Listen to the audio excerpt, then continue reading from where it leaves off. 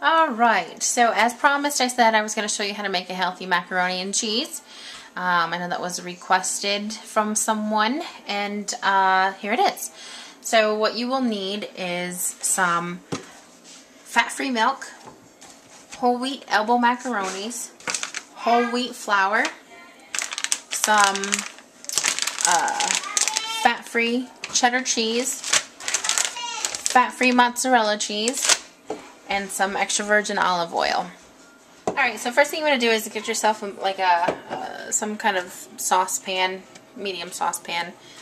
This is going to make a lot. I'm going to be creating a new website, and I'm going to put all different variations of my recipes on there, so you can see, you know, if you're cooking for 1, 2, 3, 4, you'll see all that on there, plus all the recipes and everything will be written down for you to see there. So anyway, you want to have yourself a medium saucepan, put it on medium-high heat, and you want to get your water boiling for your pasta. I take the extra virgin olive oil, and I put in about a tablespoon and a half, because right now what we're doing is we're going to make a roux for our bechamel sauce. So a lot of times people with a bechamel sauce will use butter, which is great and it's yummy and it's tasty, but it's not that healthy for you. So we're using the extra virgin olive oil. So what you want to do is, that was about a tablespoon and a half of oil. So you want to match that with the flour. And like I said, this is whole wheat flour. I use this to make my bread as well. So you want about a tablespoon and a half of flour. And you just want to make a roux. You're going to pretty much brown the flour up, and this will be what's going to thicken your sauce. Okay, so you want your roux to look like this. Get it a little bubbly, and it's going to be nice and thick. Okay? And you, from here, you want to turn it down to like medium-low heat so you don't burn your roux. And you want to take your skim milk, and you want to add about 2 cups in. And you want to constantly stir it as you're adding in the milk. Okay, so you want your bechamel to look like this. A little creamy, bubbly, but definitely a lot thicker than when you first pour in the milk. Okay, so I'm going to turn that down on low so we don't burn that as well. And I forgot to mention that you're going to need some mustard. You're not going to need a whole lot, but a teaspoon will do. And we just picked this up. It's apple spice mustard. It's all natural. And so we're going to try this. But if you don't have this, then just use whatever mustard you got. So I'm just going to add a teaspoon of that in there. I'm going to work that in. Turn that down more. So we're going to put that in there. And that just smells good with that in there by itself.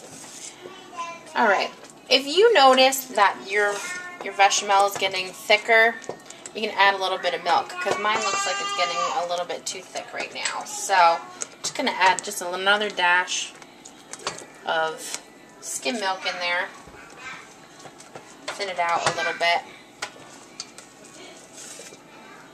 Okay, and also I'm going to put in a pinch of salt. Literally, just a pinch. I put in some ground black pepper, just a couple turns, and then I put in some garlic powder, not a lot, and I'm going to mix that in too. I'm going to get that all into your bechamel. And the longer it sits on the heat, the more it thickens up. So, you know what? I'm going to add a little bit more milk.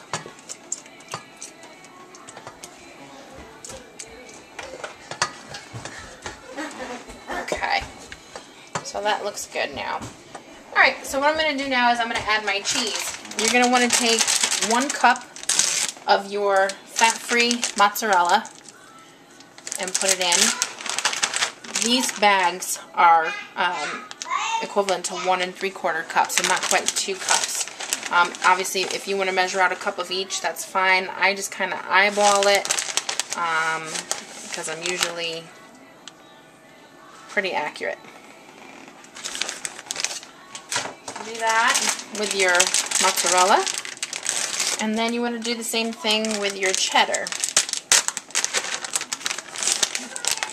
Just a cup of each.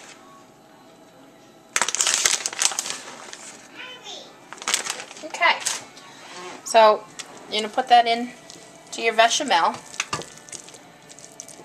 and you're just going to stir it, and that's going to really break down that cheese and get it all nice and melted and ooey gooey and yummy.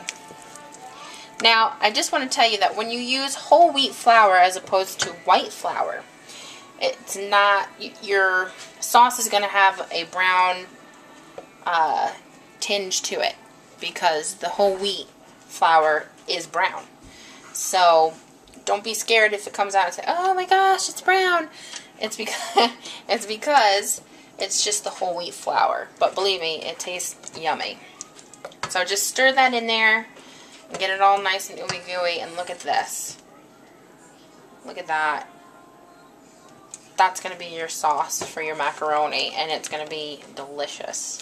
Alright, once your macaroni is done, now like I said, you just cook the macaroni the way that the box tells you to cook it. Alright, you want to put it in a large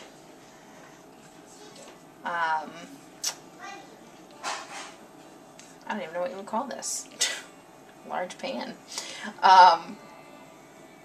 So you just put it in there, and you take your sauce that you made, and you pour it over top.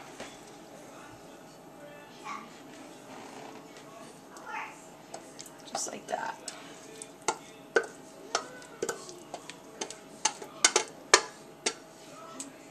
It's really good.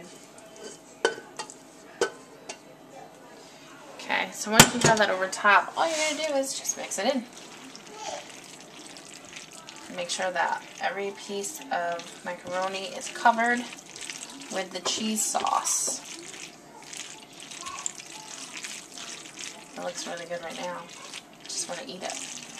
Alright, and once you have it all mixed together, you take a little bit of that cheddar cheese and just sprinkle it on the top. Just a little bit. Looking at maybe a 1/4 of a cup right here. Just to sprinkle it on the top. Because we're going to throw this in the oven at 350 degrees. We're going to leave it in there for about 10-15 minutes because everything is hot right now.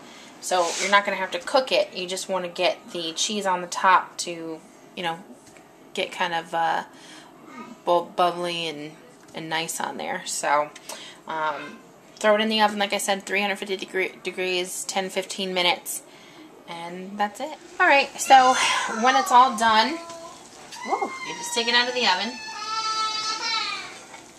and there you go. You have a healthy macaroni and cheese. We're going to have this with ham tonight. So I'm probably just going to have, you know, maybe just like a little sliver of it with a piece of ham and some homemade coleslaw, obviously with no mayonnaise, but so that's it. So I hope that you enjoy it. I hope you try it, and let me know what you think.